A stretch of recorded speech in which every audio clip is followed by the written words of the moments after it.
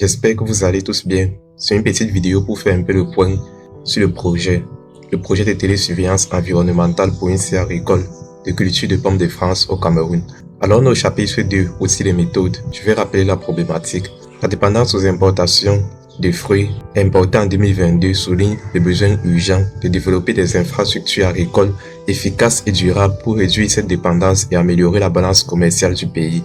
La culture de plusieurs fruits comme la pomme largement répandue dans les zones tempérées, dans les régions tempérées, présente des défis significatifs dans les zones tropicales comme le Cameroun, en raison des conditions climatiques non idéales. La variation extrême de température, l'humidité inconstante et les conditions de sol non optimales rendent difficile la culture efficace et rentable de ce fruit prisé. Et même dans le cas des cultures adaptées aux conditions climatiques du Cameroun, celles-ci ne sont toujours pas suivies comme il le faut par les agriculteurs pour une production optimale. Et la diversité des cultures sur un même hectare n'améliore pas les choses. L'objectif général de notre projet, c'est de concevoir, développer et déployer une serre agricole automatisée capable de créer un microclimat propice à la culture de pommes au Cameroun et de communiquer à distance via une page web avec les agriculteurs.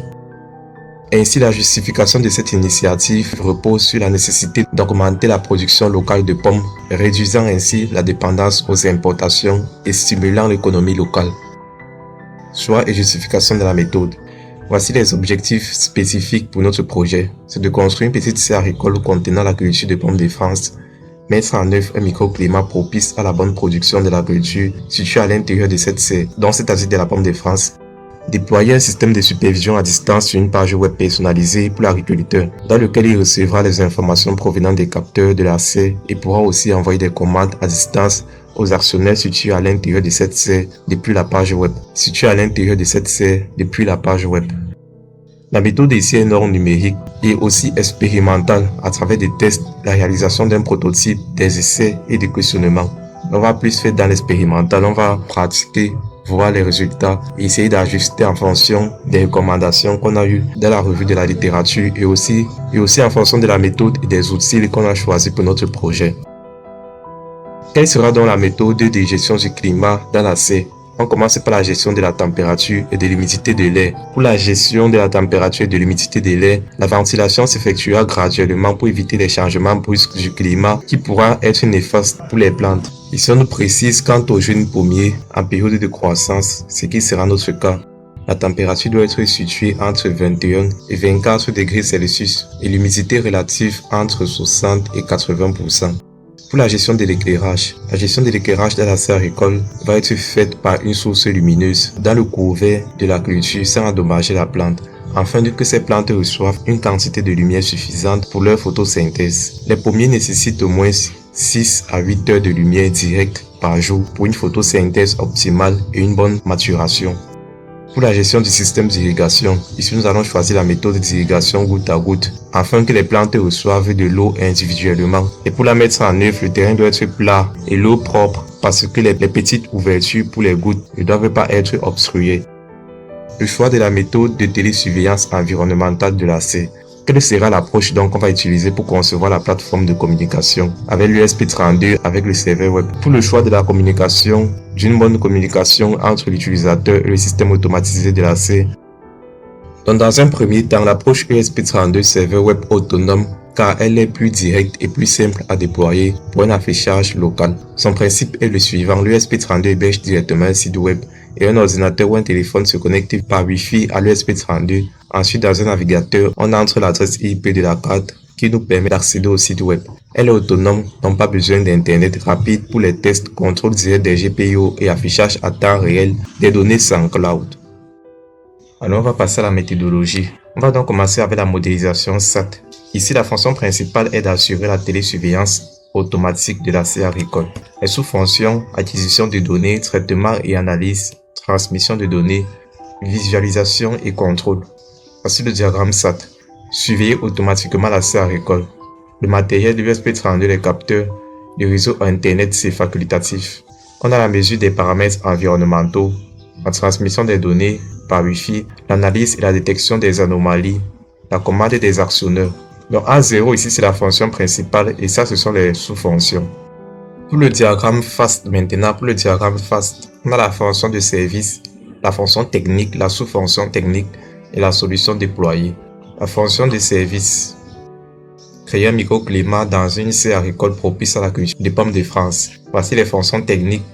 Acquisition des paramètres internes de la serre, régulation des paramètres internes, communication à distance avec l'agriculteur, vérification des anomalies, assurer la photosynthèse des plantes de la serre. Donc pour la photosynthèse, on apporte de la lumière aux plantes. Pour vérifier les anomalies, on alerte l'agriculteur. On active l'alarme en cas d'insécurité.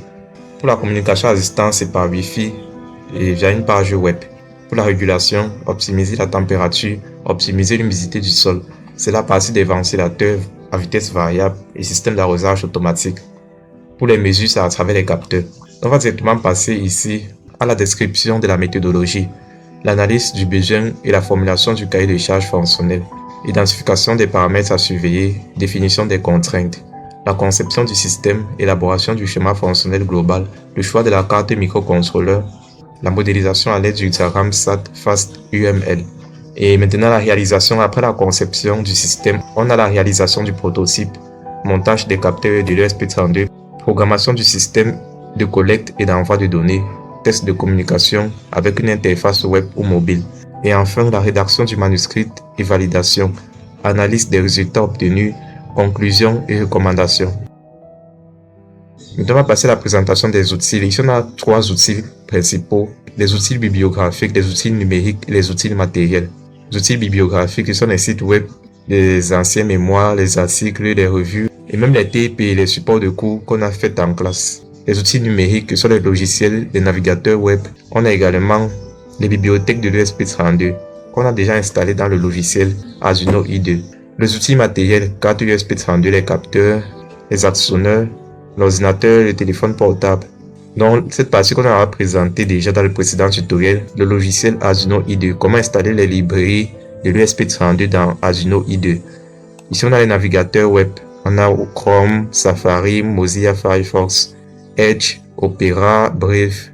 Donc tous les navigateurs sont là avec leurs principaux points forts et points faibles. Et quel est celui qu'on va utiliser? Pour l'instant, j'utilise Edge dans l'ordinateur et Chrome dans le téléphone. On va passer maintenant au dimensionnement du matériel. Dimensionnement du matériel avec le bilan énergétique. Ici, on a appliqué une marge de sécurité de 30% pour prendre en compte les pertes, les incertitudes dues aux mesures, le fait que les composants ne sont pas parfaits, pour tenir compte de toutes ces contraintes. Ici, on a un module relais, 4 relais, une carte USB32 3,3 volts, un module L293D, c'est un shield qui va permettre de faire varier la vitesse des ventilateurs. Donc c'est 5 volts. La pompe 12 volts, les capteurs ici, c'est 5 volts pour la plupart. L'afficheur LCDI2, c'est 5 volts. Le transformateur, on a 2 transformateurs 12 volts, 220 volts, 12 volts. Donc on va les utiliser pour faire notre alimentation 12 volts pour les ventilateurs, pour la pompe et pour l'électrovan. Ici, on a les équipements de protection également. On a une guirlande, il faut une guirlande lumineuse pour assurer la photosynthèse des plantes. Et voilà, les régulateurs, les diodes pour le circuit d'alimentation, également le condensateur. Donc ensemble, on aura ici 4 alimentations. L'alimentation 12 volts, l'alimentation 5 volts, l'alimentation 3,3 volts. Ici, c'est pour le SP32. La tension du secteur pour les transformateurs et la guirlande. Et voici quelques notes importantes pour le câblage. Tous les GND doivent être reliés ensemble. Longueur limite pour éviter les chutes de tension 12 volts, donc 2 mètres maximum pour éviter les chutes de tension, 1 mètre dans le cas de 5 volts, inférieur à 5 mètres pour les signaux. Pour l'alimentation du relais, il faut vérifier que le SP32 avec ses 3,3 volts est capable de faire basculer le relais. Et voici quelques sections de câbles. Maintenant par la suite, on va voir d'un petit test un peu comme la dernière fois pour tester l'USP32 et l'afficheur I2C. Envoyer les messages sur l'afficheur I2C depuis un navigateur web conçu avec l'USP32. Cela va suivre tout de suite. Ne manquez pas, prenez soin de vous et de vos proches et on se retrouve à très bientôt.